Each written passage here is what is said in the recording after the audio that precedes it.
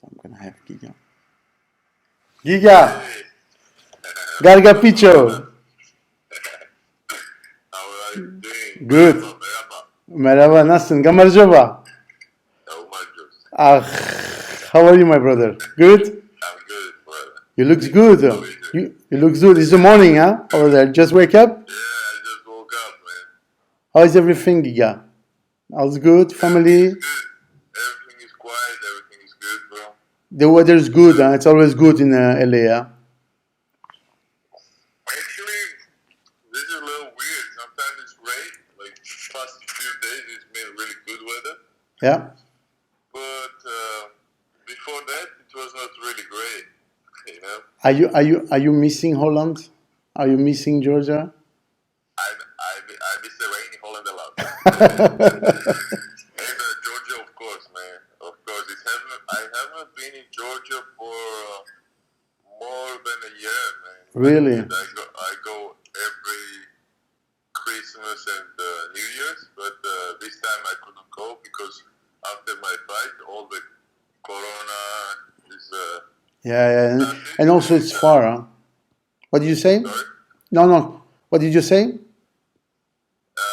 I said after my fight started this corona situation and the flight stopped, so I couldn't really go.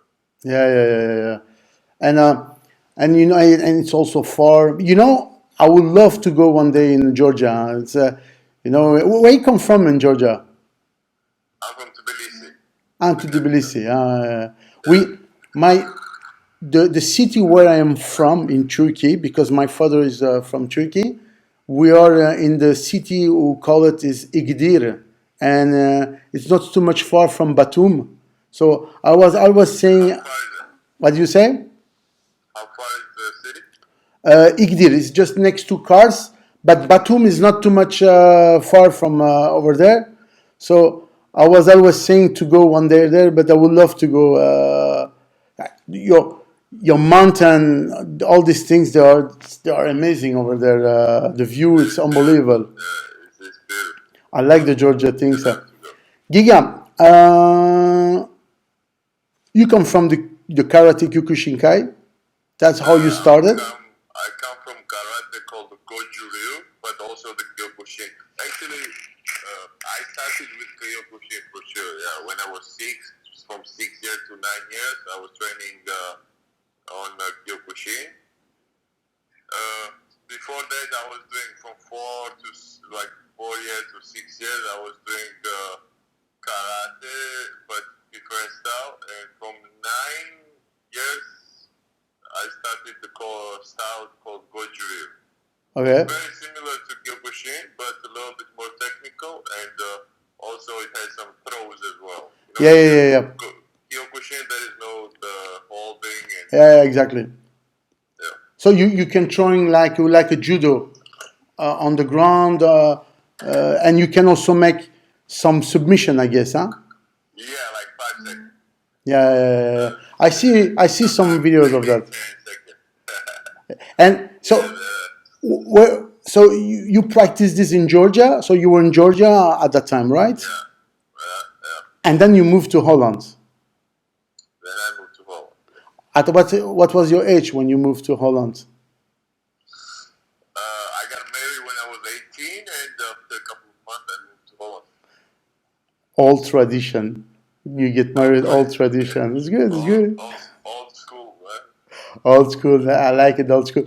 And so in Holland, your first time you going to a kickboxing gym, and you start. You meet all those techniques, things. How was everything in the beginning?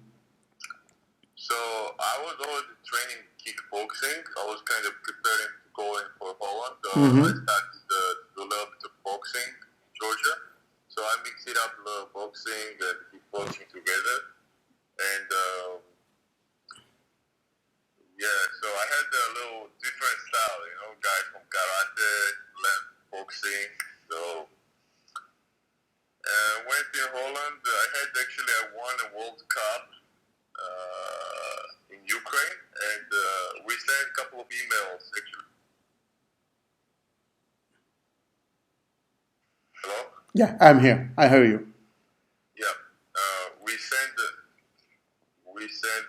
emails to Golden Glory and also to Majiro Gym, to Andre Manat. And both of the guys, they invited me, and we went.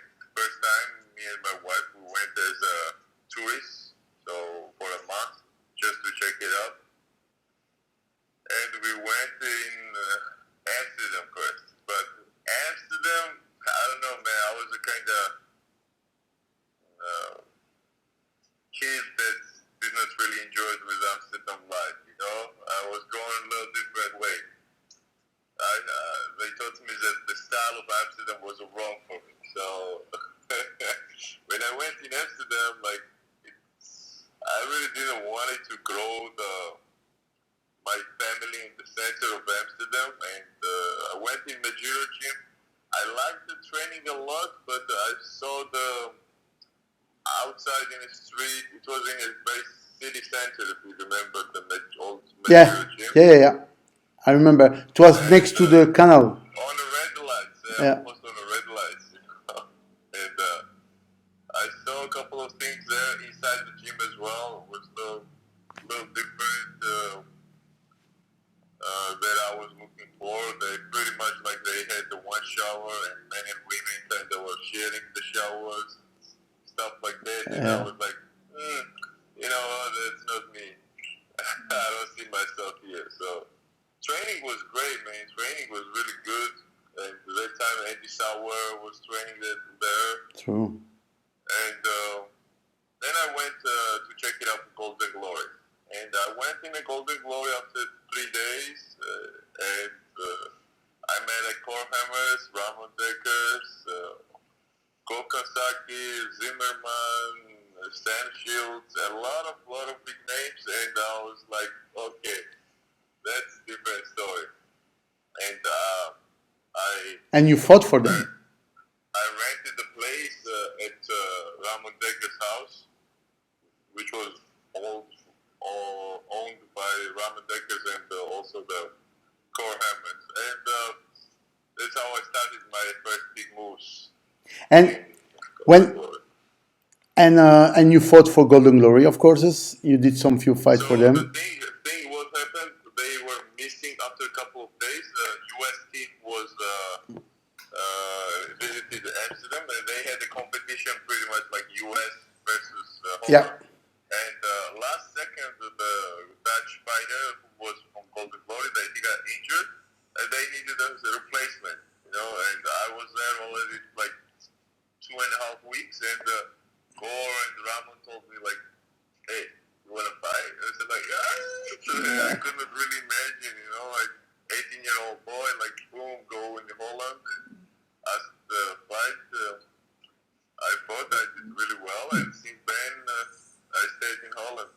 That was really the best memories, and training among Ramon Deckers, Koremas, all these big names. It's unbelievable, especially from where you come from and you coming to Holland and all these things. Let me know, when you moved to United States, you never did an MMA fight.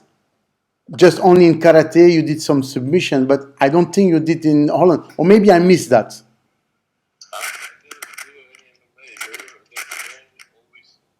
After the Golden Glory, I was in Mike's gym, and then I went to Boss Gym. So since I was in Mike's gym, you know, I saw that you have a guest, Remco. Yeah. Right? Yeah. So I remember he was teaching the jiu-jitsu, and in few classes I shared his class.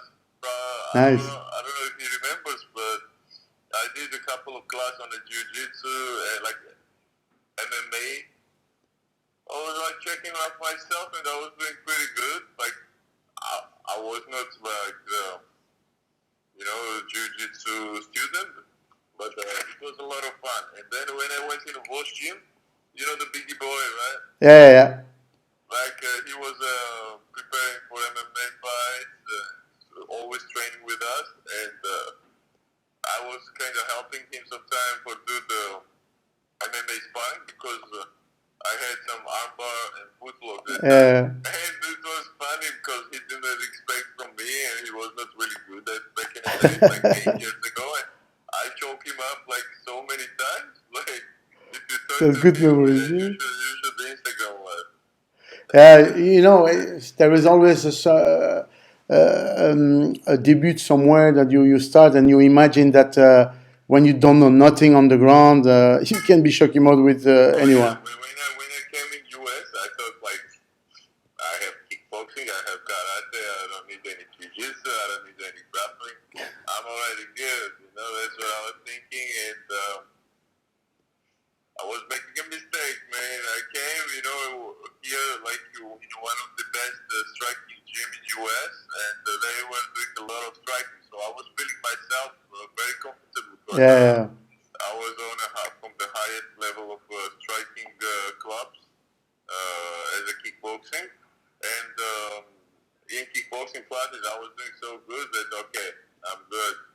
That's what I was thinking. But then when I get taken down, it was a different story, and that's why I make a big mistake. I went in a big league, WSOF, former Yeah, it was your first. WSOF, That was your first fight MMA. Yeah. currently PFL, yes. Yeah. Without 0-0 record, so I went there and fought a wrestler guy. The guy take me down, and I was beating him all day, but he just hugged me, and we made a little love on the ground. Yeah, of course.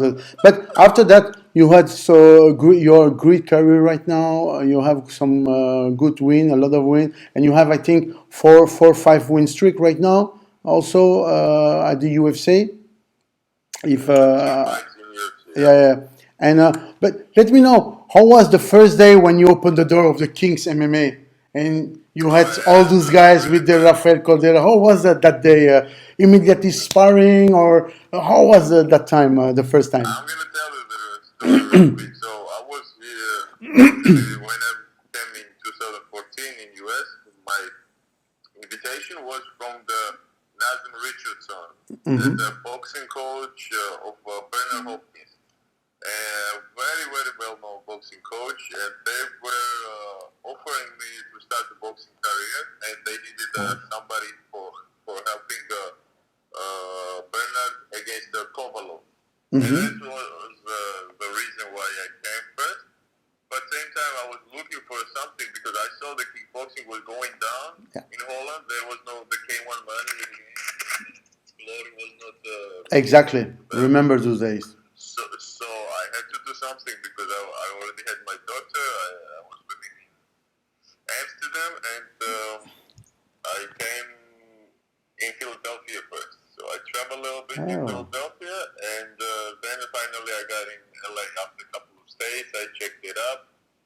I was very close to start the boxing career, but then I decided to check all the MMA opportunities because I had a really good kicks from my karate background, and I thought it would be a waste for me to not to try MMA. And I went to King's MMA and met Master Rafael, but the night before I was having my birthday, so I was having a party all day, all night, no sleep, zero sleep. And so I went there. That was my last day because I had to fly after that to Amsterdam. And it was good, man. That was a sparring day, and a lot of people from outside of the gym was visiting Master at King's MMA. And once he saw me, like, oh, come on in, come on in. I say, like, I don't have a gloves. I don't have. She goes, I have for you everything. Okay. My friend was super afraid because he's totally not an athlete, no fighter, and he saw all the craziness here, like the fighters, and they're already preparing. And so I changed.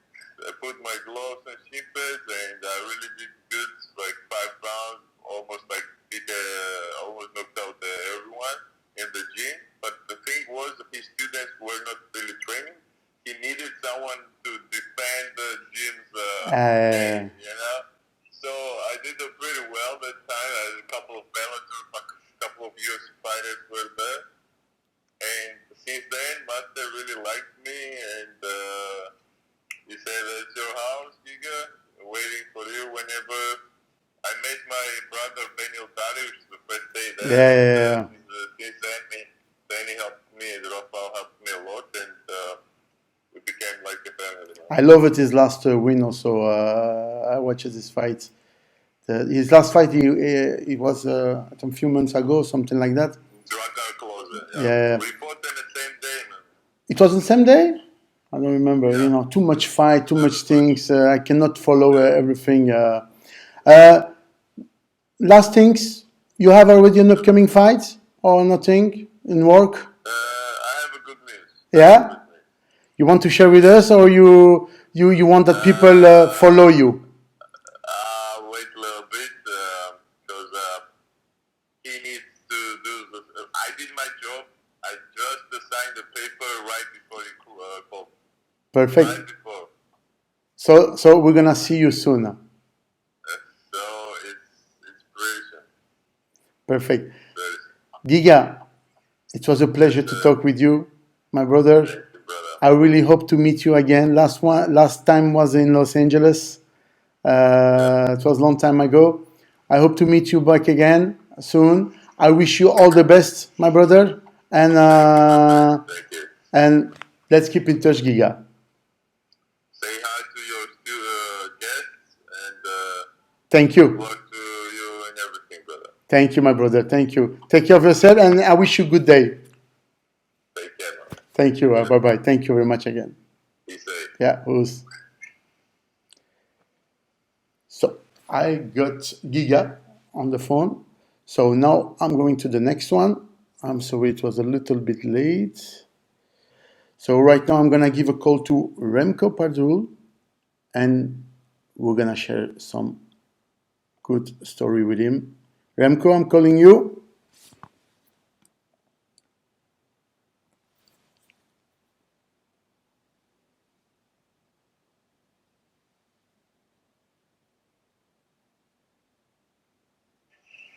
Yo. Yeah, Remco. Sir, how are you? All right. Because I'm looking at myself. This. Yeah. How is everything? All right. How is in which city are you living? I live in Holland, close to Utrecht. Close to Utrecht. Yeah. How is the situation over there? All is good? Yeah, it's quiet now. It's good. It's time to revamp and think about the future and prepare for the future because this will stop. So Yeah, continue on. exactly. Gotta be positive. Do you have children? Do you have children? I'm a big child for myself. So Really? Oh, I was thinking that you have maybe children. no, I don't have children.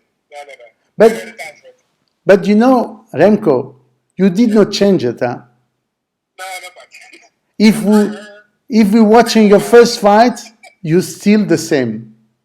Oh, that's good. Thank you.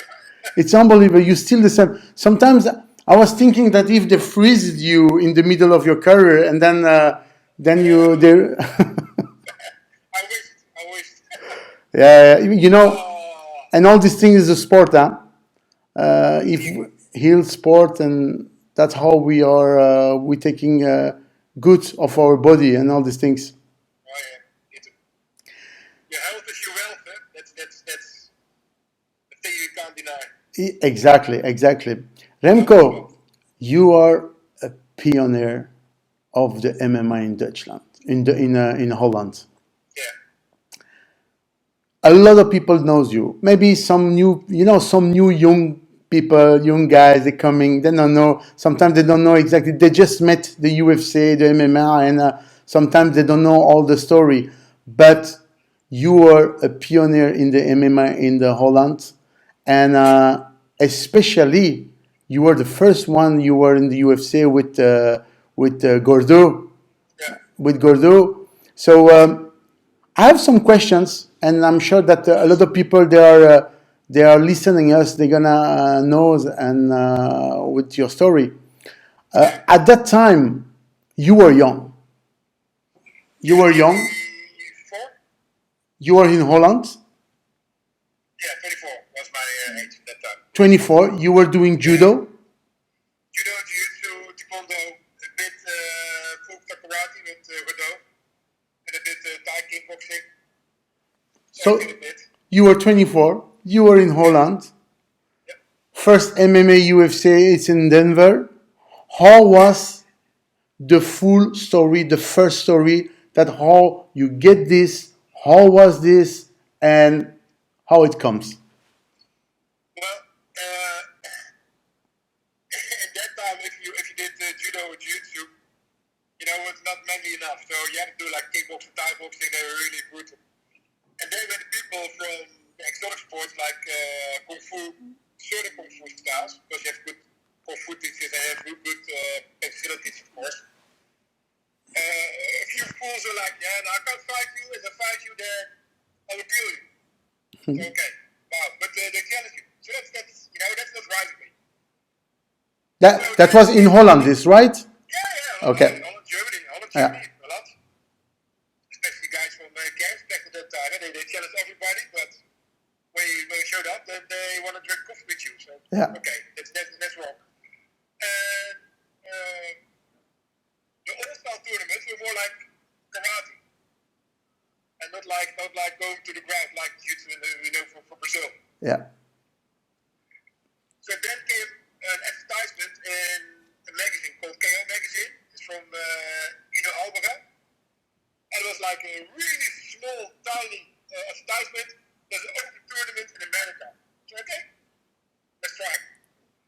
And it was the UFC. So I did well with youth at that time, so I won a lot of tournaments. And I applied. And I said, yeah, the first tournament is only 8 people, but the next one's going to be 16. You want to join? So, okay, of course I want to join. And then then the first video came out. They sent it to me. And before the video came, they said, okay, we're going to send you the video, but you want to sign a contract for me? Yeah, I didn't know what happened. So, yeah, of course I signed a contract. So I sent the contract back. Then they get the video. Yeah, so I'm like, okay. This is serious. So, yeah. That's what. Which video was the one they sent to you? UFC one? The UFC one. Huh? Yeah. Okay. UFC one.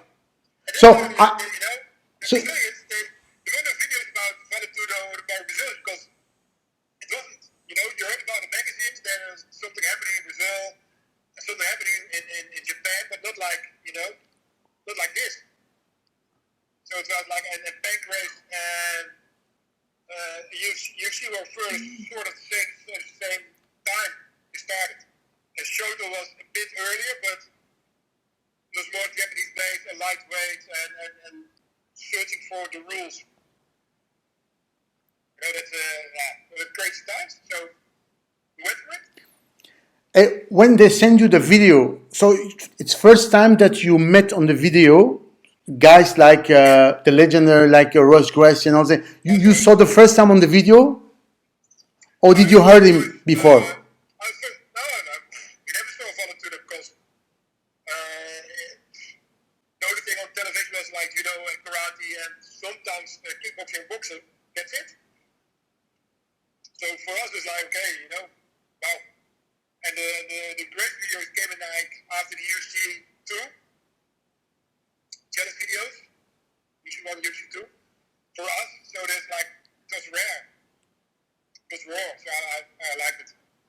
So, they're paying you flight tickets, hotel, all these things. They bring you from Holland to over there. You're going there with Gordo, I think. I saw him on the... I met him. I didn't know he went. Oh, really? Funny. Same with Orlando because Orlando's also Dutch from background. Yeah. And we went to training together. We went to the sauna, not like to the sauna to cut weight or just hang out, So we spent together as best people. But yeah, when it's fighting. It's business. So you met over there with Gordo, and of course, as you filled each other Dutch. It's always nice to be somewhere with Dutch. So your story starts with him, and explain to me when you came over there for the first time in Denver, how you felt the atmosphere about, for example, when it was the weigh-in. It was a weigh-in, I guess, huh? At that time, or not really. There was no weight class and no rules, of course. Of course. We had two. It's a good story. I'll explain me. No,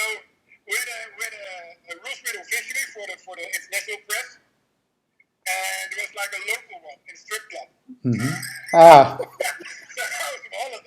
Listen, I never went to strip clubs, so I was like, smarty wide, Yeah. like, what the hell is this?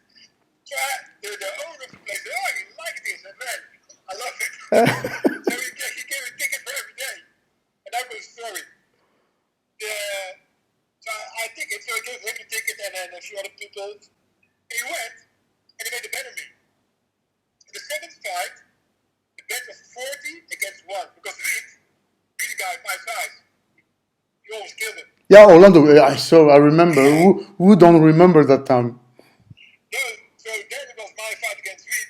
It was 40 for Reed and 1 for me. So the guy put $1,000 on my name. So he made 40 grand. So the guy was like, oh, I'm a best friend. Okay. And we at that time I had 3 fights and they paid 5,000 for the whole night. Holy. And so I'm happy that the guys now make good salaries and decent money, because you can fight for 5-10 years and then yeah, at that time was good. It was really good at that time, that money. At that time, man, I never made any money with whatever. So getting 5,000 is a lot of money. Like Giga said, like Roman Dekkers was making really good money that time in Thailand. Yeah. But Dekkers was a different league. Exactly. Exactly. That's only one Ramon Dekkers in the world. So. Yeah, God bless him. I mean, rest in peace to him. So you won the first fight, you won the second fight against Orlando Witt, and you come against Royce Gracie. Yeah. You know a little bit, because I'm sure in Denver you were talking a little bit, or maybe some people were saying, "Oh, those guys, they know the ground and all this thing." I'm sure, or not. I don't know. You know better than me. I had a World Championships in Jiu-Jitsu in '93 in November in Denmark, and there was a Brazilian team. The Brazilian team was that time Jacques of Alliance, Fernando Miyazaki, Miguel. He's old school and high ranked.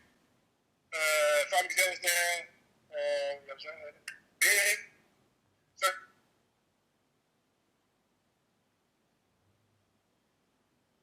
He's driving, so I hope he's gonna.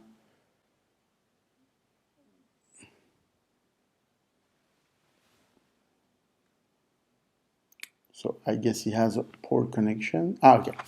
Yeah, I listen to you. There it is. Yeah. So that's how Brazil Jiu-Jitsu got started in Europe. They should maybe how or when, and then you get more information on what the Gracies did, what they did for the sport. And of course, you heard about it. There's a few people which inspires many people, because UFC is because of Gracie. That's basically it. Yeah, of course. So you came on the final against him. Get a connection better. Yeah, I think it's a. You hear me? Do you hear me? Yeah, you hear me? Yeah, back in business. Sorry. No, don't worry. So. This is crazy. When I'm driving, it's okay. When I'm standing still, it's not okay. What the? But please be careful when you're driving, yeah, because I don't want because of me. I'm okay. And so you were in front of Royce Gracie. Yeah. You're starting fighting, and he choked you with the kimono. So that's something that you knew about these techniques, or you know it, but you did a mistake. How was that feeling at that time, if you remember? Well, it's what I always try to emphasize and what I always try to teach people or help people. It's you win or you learn. There's no wrong. There's no if you don't compete, you're always on the side. You never know experience. You Exactly. never know details. And what he did, he had his belt really loose. So he knew, because he had the spies walking around, he knew I was going to try to get his belt and throw it. So the moment that I pulled his belt was like almost at his shoulder. So we're like, okay, wow. Then he took my back, then he hooked my leg.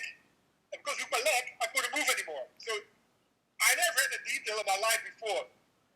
And then he had the opportunity to slap me or to hit me, but he didn't do it. So he chose to choke me out, and which is that's fine with me too. But it was a different level at that time, and they were like 2-3 steps ahead of us. It is what it is, and that's the only way you can do it is learn. Go in and learn. Of course. And you are such a big guy at that time. Even when you were back again in the UFC, it was in UFC 7, just after the UFC 2. You faced one of also the biggest Valetudo fighters, Marcos Ruas. With him also was. I rewatched that fight. I want because I forget a little bit. And against Marco Ruas was also something where it was more than 10 minutes. You were tired. You remember again at that time how was this feeling against Marcos Ruas? Well, I have 3 fights in my life which I regret. Okay. And which one of them is Ruas at that time. He didn't play fair. He used grease, kind of oil, and he was too slippery and couldn't get any hold of him. So I wouldn't give him the beating as victory. That's simple. I challenged him. I broke my leg, so I couldn't fight it. And so then he quit, and I moved on or moved over or whatever. But it's one of the fights I really wanted to do over, and on the better terms we had. This is what it is. I learned. I was 2 times in the quarterfinals, so I'm happy with that. And a lot of people can't say that. So it's okay. Today, Remco, after so many years, you don't feel sad that they didn't come to you and say you will be part of the Hall of Fame? Well, it is what it is. You never get this kind of discussion or get these things or never someone open the subject because you already goes to some you cornering some guys, I think in UFC, Well, I'm going to give you one fact. Yeah. There are 2 people in the world, 2, maybe 3, which fought in the UFC, which goes to the UFC and now gets rare as a student, or ex-student, doesn't matter, which is coaching the UFC champ. It's me and Henry Gracie. We're the only ones who has achieved. So if you talk about levels of coaching, but it's okay, it's UFC's a company and maybe they see something else in somebody else, but it's okay. Yeah, but it's always it's okay. It's always something, because today you can say, holy shit, so many years, and today UFC, this is one of the best organizations. So you were like, wow, I was really competing over there, and even didn't know myself that this thing's gonna be so big. And after many years, and also Gordo also he did a lot of fight, also in Japan and all the things. You also, so at the end of the day, you can probably say, it's a shame that we were not inducted. But this is like that. This is what it is, and I have no hard feelings about it. And maybe ask me one day, and maybe don't. Today, what do you do more today? I work in a gym as a manager. I lived in abroad. I lived in Saudi for like 2 years as club manager. I lived in Vietnam for a year. I lived in Austria for a year. Now I'm back to Holland, so I want to stay here. I'm going to pick up teaching in one club again, so I'm going to teach 1 or 2 places for jiu-jitsu. I still my team. You're helping also some UFC fighters, actually, Dutch guys also. I saw it also. If they're willing, then I'm ready to help them. And if they want to elevate the game, I think I can improve. Yeah, Chikadze in America, but I know I can improve Rode Stripe a lot. You still doing some? Yeah, yeah, of course. You know, you are part of a pioneer, so you have always some things to change, to exchange with everybody, and even off for all those new fighters that are coming up. Yeah, well, the other fight. Look at what we did with we spoke with Core last week. Yeah, Core and I did the same thing, and I did the same thing with Bob, and I did the same with Mike. You know, I add something to your add value. You know, I don't interfere with your game because you're a striker coach. You have to connect with your athlete, with exactly, your prospect. exactly. You know, I never want to go in between your relationship. I just want to add something, adjust your game. I don't want to change the game because adjust your game, and you make more money and you get more victories. True. That's easy, you know, and some people they were happy with it. Some people don't. Yeah, fine, don't. True. Yeah. You still doing referee, judges, all these things? You still doing this? I do everything. If you ask me, I can do everything. I'm open for everything. You know, a day is 24 hours, so you sleep 8 hours, 16 hours free to do whatever. You know, it's good. And sometimes you make money, and sometimes you don't make money, and it's fine. You know, it's experience. You make friends. You know, I teach the seminar in Vietnam because a friend asked me to go there. You know, and they gave me a job for 1 year. I was 1 year in Vietnam. How blessed are you? You know what I mean? Yeah. It's beautiful. So life's beautiful. You know, when I was in Saudi, I got invited to go to Kuwait to Ahmed, a friend of mine, to teach there. You know, that's yeah, I remember. That's gold. You know, I'm not the person. Oh, I want this and that. I want so much. No, you know, if you can't make any money, fine. You know, we have good food, there's good experience, and tomorrow makes money, and that's right too. You know. True. I'm easy on that one always. Remco, sir, my brother, thank you so much for your time. It was a pleasure to talk with you and to share this some of the story. Yeah. Let's these things finish and we're gonna meet together. We're gonna see each other. I would love to see you and let's keep in touch, my friend. Let's keep that. Thank you very much. Perfect. Heel bedankt. Bye bye. Ja, bye bye. Bye bye. Okay.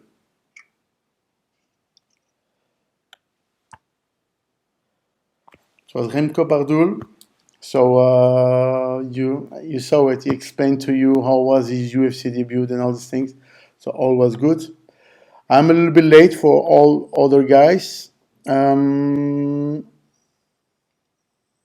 going a call to him.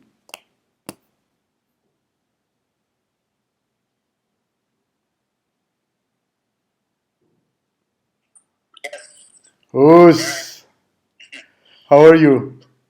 I'm good. How are you? Thank you very much. It's a long time. Yeah, it's been a long time for sure. How is everything? How's the health? All good? Yeah, everything okay. Of course, besides everything, not so much to do. But I started training this week, but like in the gym.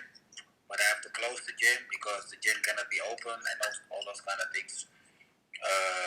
But I have to train because otherwise I'm gonna be old and fat. But they told you to close, or just you close it by yourself? It's not my gym. Okay. No, but I have to keep training whenever I want. But the gyms has to be closed.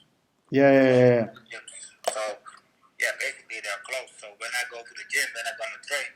I have to close the door also because nobody can come in. Sure. And how's your kids? How many kids you have now? 2, 3. Yeah, you have 3. Yeah. Some of them they are also learning the kickboxing, or not really. Not so much. They at home they take my gloves and they do some kind of sparring or something, but they're not training. They're not really. But you know, some always, because you have all 3 are boys. I have 2 boys and 1 girl. And 1 girl, because it's always someone in the family. Don't, even if you don't know that they pursue maybe the kickboxing career, always someone who wants to follow that without. Yeah, my oldest son, he thought about it and he started to train a little bit, but he was already 18 or 19 then, you know. So, and nowadays, when you start that age, you're already too late to really have a career, or you must have a very you have to be very big, like Bob said, or you have to be very talented. Yeah, of course. And also you prefer to protect them. The school is also most important, I guess, because yeah, school is very important. We can say what we wanted, but all those young sport is also important for the health, but they need also to follow the system of school and all these things. It's first school and then sport. Yeah. Ernesto, first of all, I want to thank you to accept this Instagram live. You're welcome. We know already some many years, so we I wanted really to have some talk about you, about some good memories. It's always nice to hear from you and to share with, not only with me but also with all those people that are following us. You did a career. So how did you start for the first time the martial arts? The first time that you got access to this world. How was the first time? You remember again? I was 13, and then there was some program on TV about kickboxing, and so only the word kickboxing was very dynamic, kicking and boxing, only that.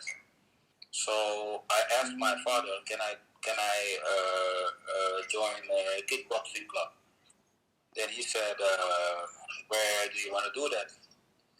I said, in Amsterdam. I live like 50 kilometers from Amsterdam. Then he said, no, that's too far. But if somebody will start to teach in the neighborhood, we can go.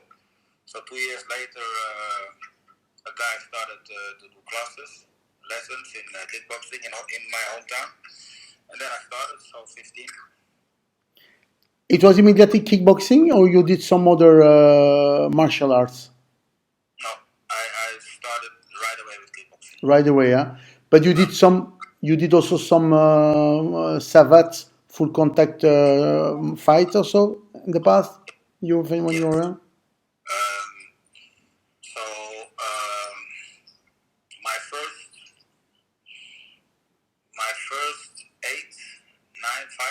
9 or 10 fights was like strictly the kickboxing, Thai boxing style.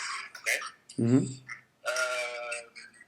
Then I got an offer to fight with Johnny Stereo, full contact world champion. That was my sorry. I got an offer to fight in America with Ernest Simmons. Would be my 10th or my 11th fight in total. But okay, I was like, okay, I can go to America, of course. I'm gonna do that, So I went there. I did the fight. It was 7 rounds of 2 minutes, and he was number 3 of the world. I only did. That was my second full contact fight. And then he beat me on points. Okay, it was good for me. I was right away. They put me on the ranking list on the number 9 or number 10 or something after that fight. But my face was there. My name was made. So then a half a year later, Johnny Stereo wanted. He was always fighting in America or in Canada, and so they wanted to have a European fighter who was not too strong. And of course, it was my third full contact fight with the world champion, the guy. He made already more than 50 knockouts. So I went into the fight like, okay, I have nothing to lose. I'm gonna just try to not be knocked out. So we did a 10-round fight, 10 rounds 2 minutes, and he beat me on points. So that was good for me. When you really said, "Oh, now I am in a very good team in Holland, in Amsterdam," because after that you were I think you started at Vos Gym. really after your own city? Where was that? Yeah, after this fight, I did one more fight for my hometown. My hometown is called the Horn. I did in the gym. It's called Sokido Gym. So I did one more fight for Sokido Gym, and then I left to train in Vos Gym. And I saw that was for me. That moment was better because I had a better people to train with and everything. how does low kick come from? The low kick that we saw, they come from already when you were on your hometown, or that comes. Yeah, I think so. I mean, well, maybe when I went to Amsterdam, I improved my technique for kicking for sure. But basically, like the low kick, like when I was fighting in Holland, it was not so easy to knock people out with low kick. But when I went to Japan, for especially, That was different. many people didn't know so much about low kick. When I went, when I fought with American guys, I know the guy I fought the full contact, the full contact fight I fought in America with the guy. Maybe 4 years later or 5 years later, I fought with him in Holland with kickboxing with low kicks. I told him already then when I was there. I told him, basically I fight with low kick. He said, "Oh yeah, leg kicks. I know leg kicks too. I know leg kicks." So then when we fought, then I showed him the low kicks. So I knocked him out by low kicks. That was like when I saw with Igor Vovchanchin, when MMA guys was coming to you, you almost kill it with all those low kicks. Igor was very strong guy, very very brave-hearted. Yeah. And the thing with Igor is when the fight started, he took so many low kicks. And no, sorry. Before the fight at the press conference, he looked like he was scared. He has some kind of face like that. He's like as if he is scared. He's not scared at all, but he looks like that. Yeah. So when we started fighting, and I gave him so many low kicks, and then I think in the 4th round, I knocked him out by low kicks, but he took a lot of low kicks. I remember that fight. Respect for that man. Yeah, he has a big long career, and I know him very.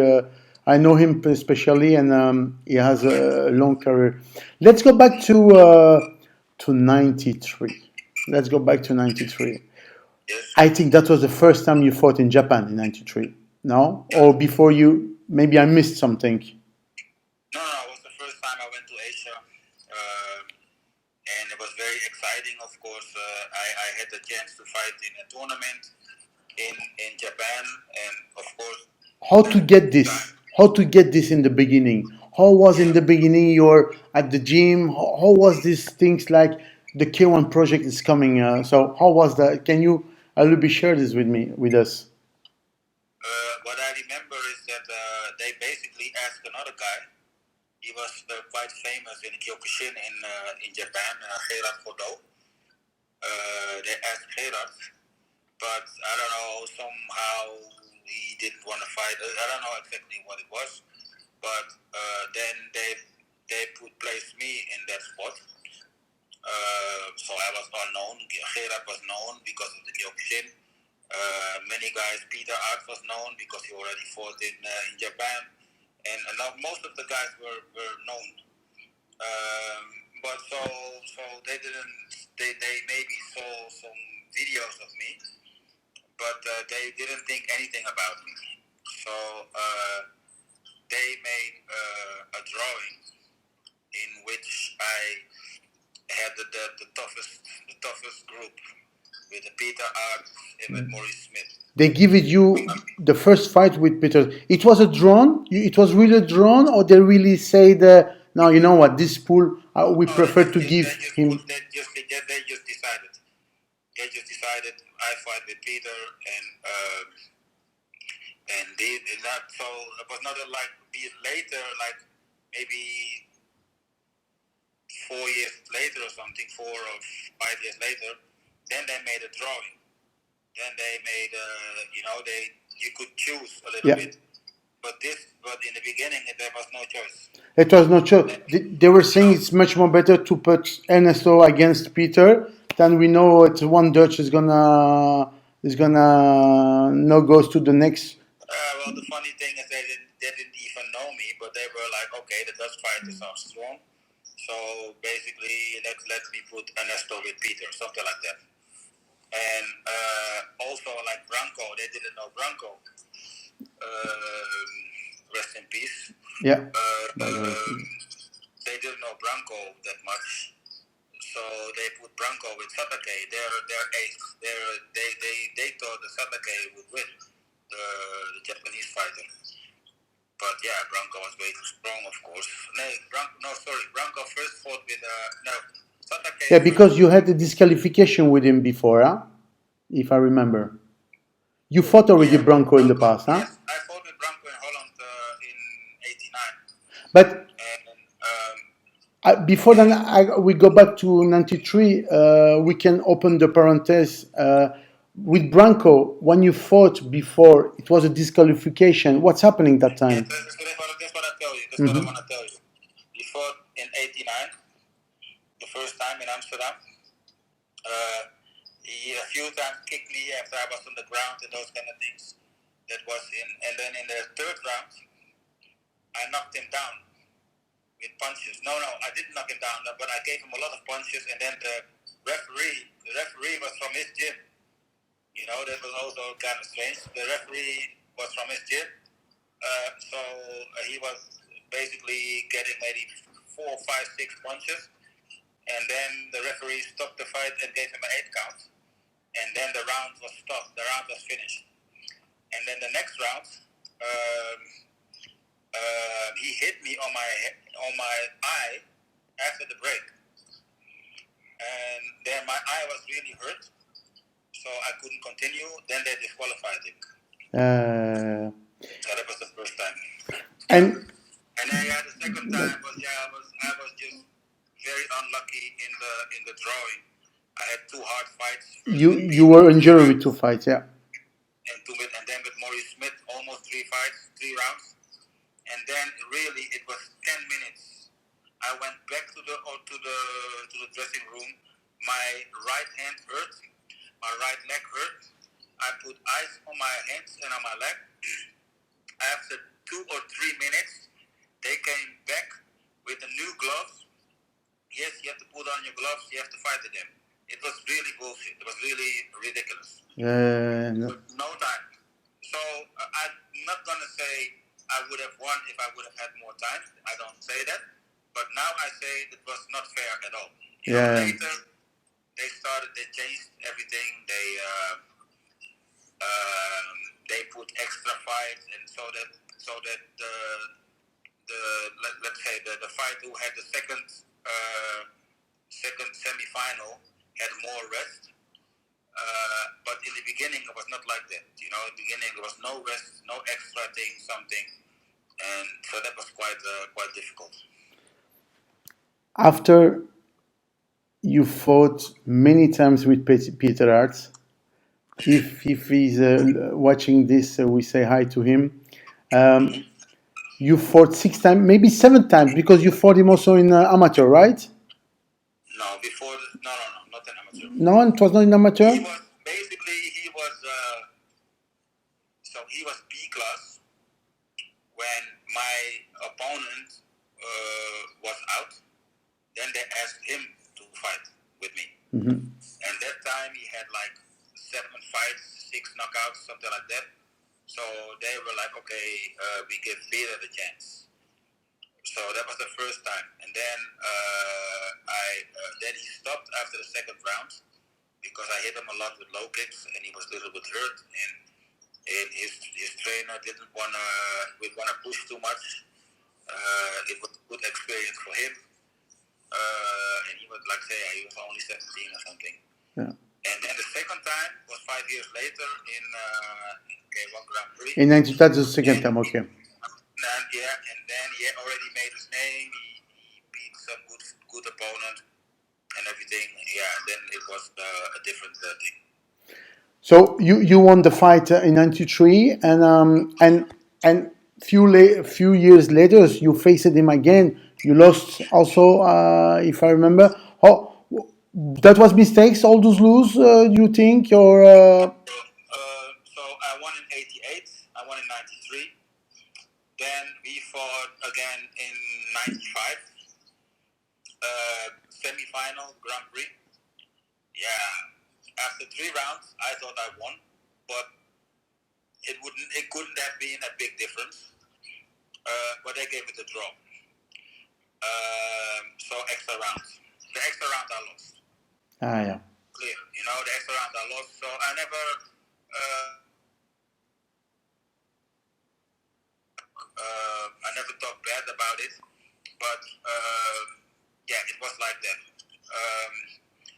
The fourth fight, it was just after I became K1 champion the first time, 97, then 98 we fought, and then he gave me 1 knockdown, and basically because of the knockdown I lost. It was a pretty even fight, but he gave me the 8 count, so he won.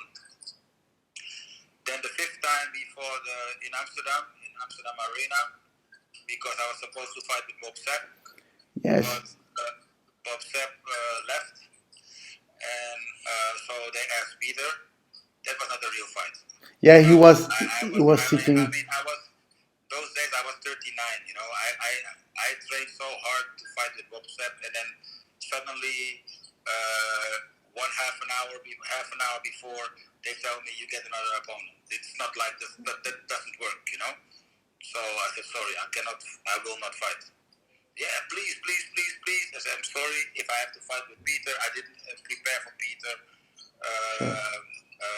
I cannot do that. Oh, please, to give you extra money, this and that. I said, okay, I'll fight, but I cannot do a real fight. I'm sorry. Then I said, okay. So it was a little bit disappointing for the crowd, but yeah, like I say, I was old for a fighter, and I couldn't change. Like in half an hour, like when you're C class or new fighter, it's no problem. But when you're like experienced fighter like me, you prepare, Sure. you prepare and everything. You cannot do that. So, and then You had him back last time. we could fight one more time 6 years ago, 5.5 years ago. 14. Yeah, 2014, and yeah, Peter had an injury. I trained very hard. In my first gym again, I left sports gym and I went to Sokudo, my first gym. So I was very happy for my trainer, who basically taught me kickboxing, that he could be with me in the fight in Japan. Yeah. Let's go back to Bob Sapp was a subject also in my mind to talk with you. Let's first talk about this 2006 when you supposed to fight Bob Sapp. I we heard few story, but what really happened at that time? Why Bob Sapp did not fight? In Amsterdam, you mean? Yeah, in Amsterdam, yes. Okay. The day that exactly happened, I really don't know.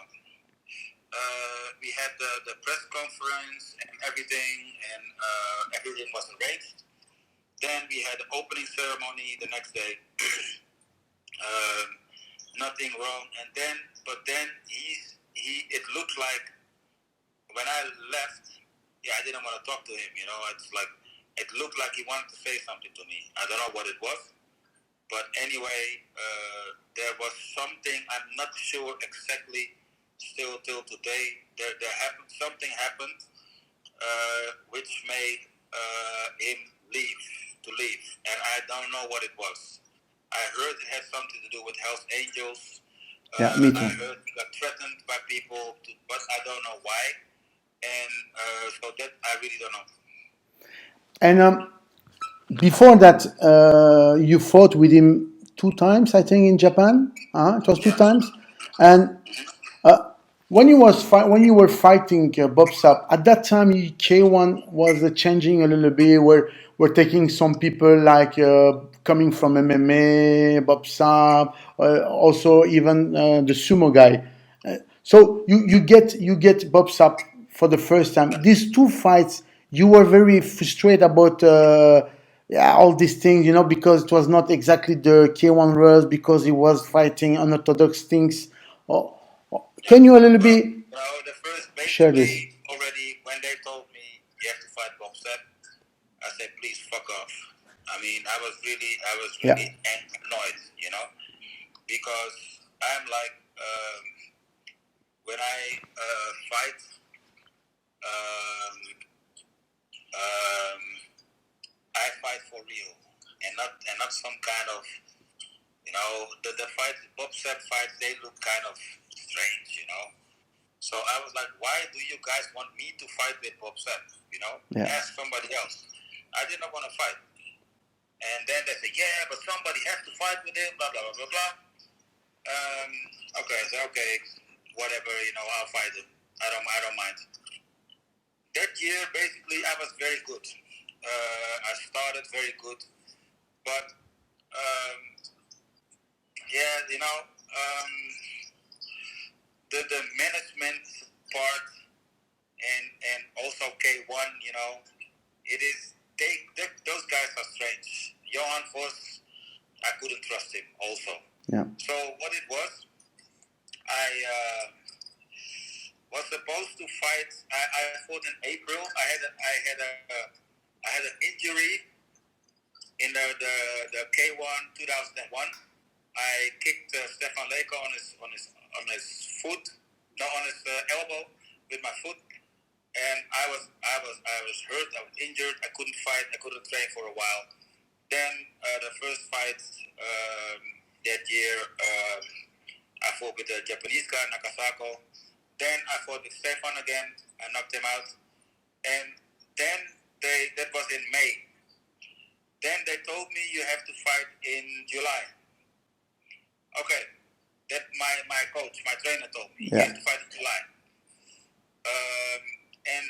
So I kept on training. So I was training for a long time.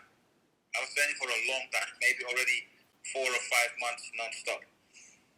So I started to feel my body. My body was getting tired or something. Yeah. Then I was supposed to fight with Sammy Shields in July, maybe July 14th, something like that. Then it was cancelled.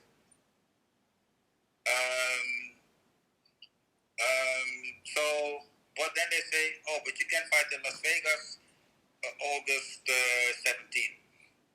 Okay, so I kept on training. But it was already too long. In Vegas, I fought with the Young the Giant. I won by low kicks, I think. And then, maybe my mistake, they say, yeah, now you can fight with Sam Shield in Tokyo, in a big stadium for 100,000 people. Wow. So I was like, okay, wow, I want to experience that. That looks great to fight for so many people. So I said, okay, but I made a big mistake. I should have gone from Vegas to Tokyo, but I came to Holland first. So I had a jet lag. So my body was already tired. I got a jet lag again. I got a jet lag going to Vegas. I got a jet lag coming back to Holland. Then I went to Japan maybe 2 days later. Again, jet lag. So my body was really tired. And then it broke me. So I fought Sammy Shields. It was a really bad fight. They gave it a draw, but basically Sammy won. So then I wanted to take time off because I was feeling my body. I had problem with my skin. And then when my body is too tired, my skin is a big problem. So, by the time you better know your own body, Mm-hmm. So I knew that was not good. But semi games. Then after semi, it was almost K1 Grand Prix qualifying time. And then they came with Bob Sapp. And I was like, come on, please, guys. I don't want to fight with that clown. You know, why you do that? But the problem was K1 had bad time. They had tax problems and everything, so they were looking for something spectacular, somebody spectacular. So Bob Sapp was doing crazy things, eating raw meat, eating raw meat in front of the camera and those kind of things, and eating the fighting bull puppies. I remember, yeah. Those kind of things. So it was spectacular, and it drew a lot of people to watch K1, and that was important then because they had the tax problem. They didn't pay enough tax and all those kind of things. So it was very important for them. So I fight with Bob, and they told Bob, you can do whatever you want. We will not stop you. So, for example, he hit me with, he grabbed me like this, and then hit me with the other hand, like MMA style. Yeah. And I was looking at the referee, like, and the referee said, go on. So I didn't understand. Later I heard that the people who trained with him told me that they would let Bob Sapp do anything he wanted. You know, because they wanted to create something new, and they did, because it was a big success. Bob Sapp was a big success, and Bob Sapp made a lot of money for them. That's what I know. At some point I couldn't put the TV on without seeing Bob Sapp in some commercial or something, you know. Mm-hmm. So that was very good for K1 because, like I said, the tax problem. So he helped them a lot. But for me, you know, hearing later that the referee would allow everything, and that was really frustrating.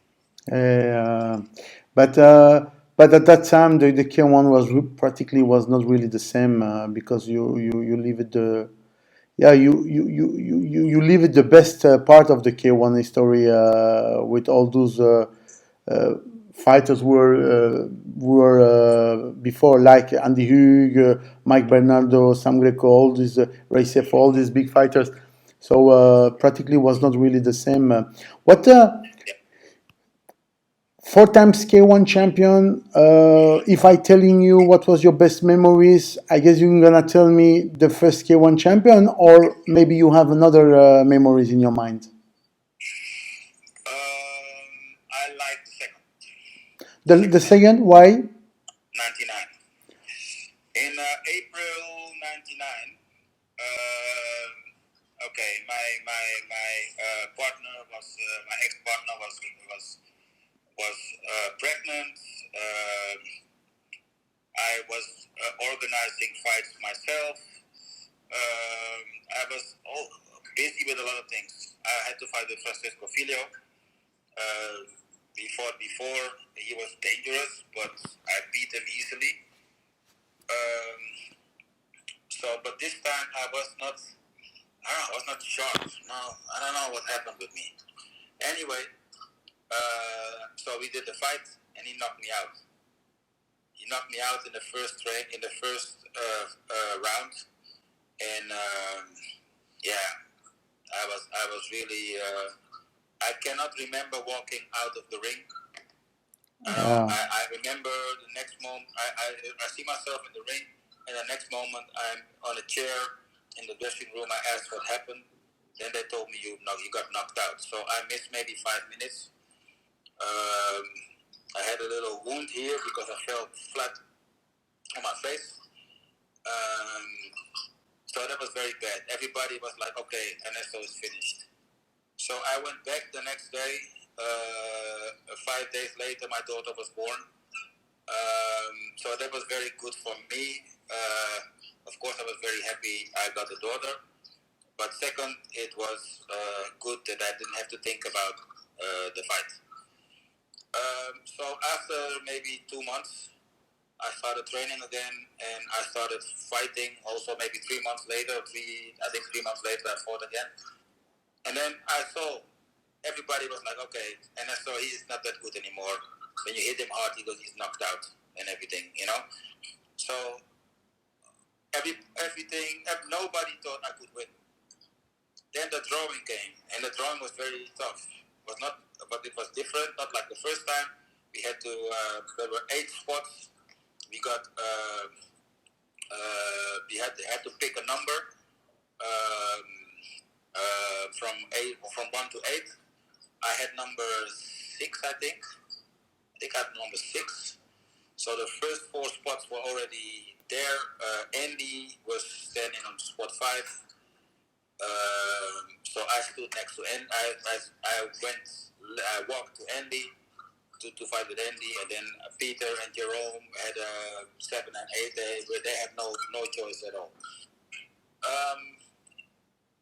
You know, and it was very tough, very hard drawing. I mean, so me, Andy, Peter, Jerome, and they already say that's like the drawing of the decks. You know, Yeah. when you're in that group, that part, you cannot win because you guys are gonna beat each other up. I beat Peter on. I beat Andy on points. And Jerome knocked out Peter. So everybody thought Jerome was going to knock Ernesto out because Ernesto was being knocked out already half a year ago, so he cannot fight. And then I knocked Jerome out. You know, nobody saw that one coming. And then I had to do the final against Mirko Krokop. And basically they also thought Krokop would win, but I knew Krokop could not beat me. Why? Because I fought with Krokop 3 years before, and I knocked him out. I beat him on the low kicks, and I knew that's what you're going to remember. So what I did, the first 2 rounds, he was making high kicks and boxing and everything, and only thing I did is I made low kicks. Only low kicks. So I weakened his legs, and then the 3rd round, okay, I was like, okay, now I'm going to do a different tactic. Now I'm going to box. So the first punch I gave him, the first real good punch, apparently he was hurt in his rib, and I hit him on the right spot, and then I knocked him out. So where nobody thought that I could win because I was knocked out by Filio, then the end of that year I was champion. So that is still up till now my best memory for the fight. 4 times champion. Even Semi-Shield became also 4 times champion. But you were the guy. You were the fighter who were the most in the K1, like Peter Hartz.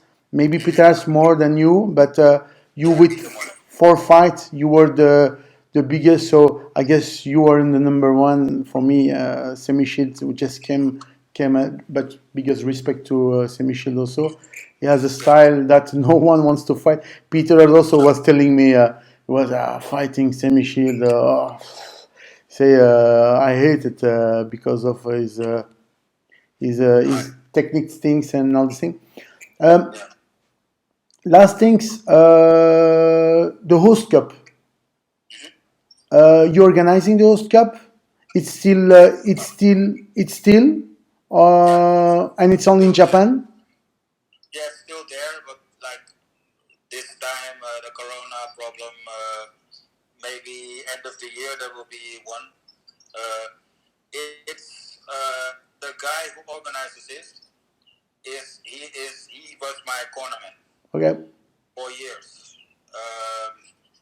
When I stopped fighting, he was so sad. So he was like, I don't want people to forget your name. Yeah. So I want to start the gym, host gym. do you give me permission? I said, okay, it's good. So there's the host gym in Nagoya, Japan. Then he said, I also want to start organizing fights, and I want to call them the host club. Do you agree? I said, okay, no problem. So that's how the host club started. And now it's in the beginning it was only Japanese, but then there was some interest from people who wanted to fight in Japan, and it was still very small. Still very small. But for example, there was a Irish fighter, Northern Irish fighter, Billy Murray. He wanted to come there with his fighters. They wanted to pay themselves. They want to pay everything themselves, and so they came with a lot, maybe 8 fighters or something, and and so that's how it started, and there was more and more interest. Yeah, and now it's like it's. I mean, there's no K1 anymore in Japan, but host cup is not that big. Maybe 2,500 people come. But you have a goal. But it's still there, it's steady. Yeah. But you have a goal with the Oyster Cup. There is a goal, I think, to be one day also slowly to become bigger. Yeah. Basically, I would like that. But like I say, it's not my organize. I don't organize it. Yeah. Maybe if I thought about it, like going to Japan and trying to make it bigger, getting bigger sponsors, getting bigger venues. But I have to make time for that, to do that properly, and make sure that that a lot of people will watch. Great. And they will come to the event. Ernesto, my friend, I was so happy to talk with you. I was, and to see your face is always great. Thank you for sharing all the story with me and with all those people that are watching us. I wish you not good, but the best, everything with your family. And I hope it's already 1 hour. So that means was good story.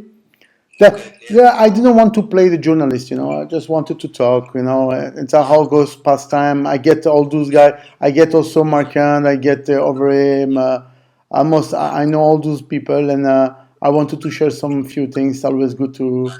Sometimes I want to do 10 minutes, but then go to work for 1 hour. I wish you good evening, Ernesto. I hope to see you back again soon. And I don't know where, but maybe in Amsterdam, or maybe in Belgium. Invite me again.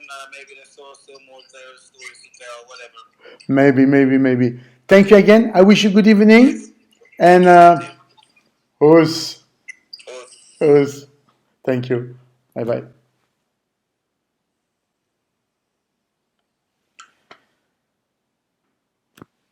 Finally, I get Ernesto host. Thank you for all the people that were watching us. The only one that I did not talk, it's with Daniel Timur. But yeah, he told me that he had some problem with his phone, and he came. But anyway, thank you very much. Thank you for everybody. Sorry, I know you sent a lot of questions. I get also in private questions, so I did not look into. So I'm sorry. See you on Saturday for the next 4 guests, and I wish you all good evening. Thank you. Bye-bye.